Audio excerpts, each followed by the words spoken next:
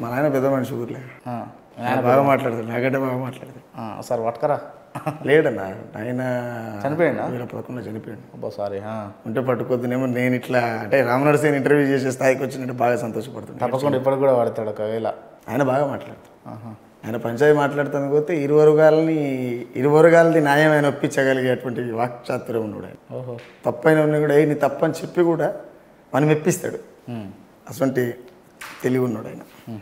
ఇక తాటిత్తి పెడితే ఇత్తి తుమ్మలుస్తాడు అనే సామెత ఉంటుంది కదా, ఆయనదే నాకు వచ్చి ఉంటుంది. అంటే మీరు మాట్లాడడానికి కారణం అంటే అణచివేత బాధ నుంచి ఏమన్నా వచ్చిందా?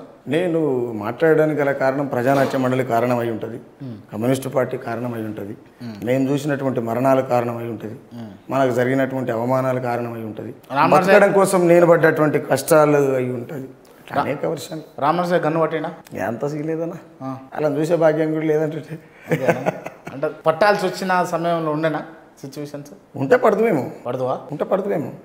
అంటే ఇంకోటి ఏందనంటే మనకు ఆల్రెడీ వన్ సైడ్ అయ్యో ప్రజలు అనేటువంటి ఆలోచన ఉన్న తర్వాత నేనేమనుకుంటా అంటే ఇప్పుడు వెపన్ పట్టుకున్న తర్వాత క్రైమ్ అవుతుంది, అనేక రకాల ఇష్యూ ఫేస్ చేయాల్సి వస్తుంది. నేనేమంటున్నా, ఆ వెపన్ పట్టుకునే బదులు నా బుద్ధినే వెపన్ చేయగలిగితే, నా ఆలోచన విధానాన్ని వెపన్ చేయగలిగితే, నా పెన్నునే గన్నులాగా వాడితే నేను సమాజానికి ఇంకా చెప్పగలుగుతా కదా. కాబట్టి ఆలోచన లేదు. అంటే పెన్నును గన్నులాగా చేసి పాటను ఆయుధంగా మార్చుకోరు అనుకోవచ్చా? అనుకో, తప్పే ఉంది. ఎన్ని విధ్వంసాలు సృష్టిస్తావు ఇంకా ముందు? విధ్వంసాలు అంటే పాటతోటి ఎందరు కొంపలు కూలుస్తావు అంటున్నా. ఇప్పటికి ఎంతమంది కూల్చకాడికి కూల్చిన ఆఫర్లు వస్తాయని నేనేమంటా, అడగడం తప్పు కాదు కదా. నేను అడగడం తప్పట్లయితే నాకు స్వేచ్ఛ ఉన్నది కదా, అడిగే స్వేచ్ఛ ఉన్నదా లేదా, దాని ప్రకారం అడుగుతాను. నేను దానికి మించి వాళ్ళని నేను పర్సనల్గా రైట్ చేయడం లేదు. మీరు అన్నది ఏంది, చేస్తున్నది ఏంది అనేటువంటి ఫిలాసఫీ అడిగిన నేను. అంతకు మించి ఏమైనా ఎక్కువ అడిగినప్పుడు మీరు కొంపరేణి గురుస్తారని మీరు అడగొచ్చు, కానీ నేను అట్లా ఏం చేయలేదు కదన్నా. నేను ఇప్పుడు ప్రశ్నించే తత్వం పాట రాసిన, నేను పాటనే అడిగిన. అలా ఆ పాటలు రాసిన వాళ్ళు ఈ పాటలు రాసిన ఎవరి పేరు చెప్పలే నేను. నేను పాటనే అడిగిన కదా. అమ్మా నువ్వు గొప్పదాని కదా, ఇట్లెట్లయినా చెమట సుప్పలు కాన్పు కాస్తే రూపం దాల్సినవు కదా. ఇప్పుడు సగటు మనిషి ఎవరైనా అందరికీ సాగు ఉన్నది, కానీ అందరూలే సాగు నాకున్నది, నా పాటకు మరణ వేడున్నదని గొప్పగా రాసుకునేటువంటి వాతావరణాన్ని కల్పించను. ఎందుకు నువ్వు ఇలా జీతపత్యాలకు ఇట్లా అయిపోయినావు తల్లి అనేటువంటి బాధతో కూడుకున్నది. ఓకే, ఫైనల్గా అన్న సుక్క రామనరసేన మొత్తం జీవితంలో బాధపడ్డ సిచ్యువేషన్ అంటే ఏం చెప్తాడు? నా మ్యారేజ్ అయిన తర్వాత నేను కులాంతర వివాహం అనొచ్చు. నేను ఒక మాలా క్యాస్ట్కి సంబంధించినటువంటి బిడ్డను చేసుకున్నా కాబట్టి మా ఫ్యామిలీ ఎవరు రాకపోవడం, వాళ్ళ ఫ్యామిలీ దగ్గరికి రాకపోవడం, నాకు అదే టైంలో ఆమెకు ఆల్రెడీ పెయిన్స్ వస్తున్నాయి. నాకు కిడ్నీ స్టోన్స్ ఉంటే సర్జరీ అయింది. 24 hours దాంట్లో ఇంకా నా మొత్తం దిగలే. ఈమె పెయిన్స్ స్టార్ట్ అయినాయి. సికింద్రాబాద్ సిగ్మా హాస్పిటల్, తెలిసిన సిగ్మా వెంకటాద్రి థియేటర్ పక్కబట్టి సిగ్మా హాస్పిటల్లో ఉన్నాం. ఆ పెయిన్స్ వస్తున్నాయి చెప్పుకోవట్లేదు. అప్పటికి ఏడుస్తున్నది, ఏడుపు కనబడుతుంది ఆమె ముఖంలో. బైక్ ఏడుస్తలేదు కానీ ఏడుపు కనబడుతున్నది. దగ్గరికి వచ్చిపోయి మందలిసానికి ఏదో కొబ్బరి నీళ్ళు ఏదో తెచ్చింది. తాగేటప్పటికి కొంచెం లైట్గా మత్తు దిగింది. డాక్టర్ని పిలుపు అని చెప్తే పిలిచింది.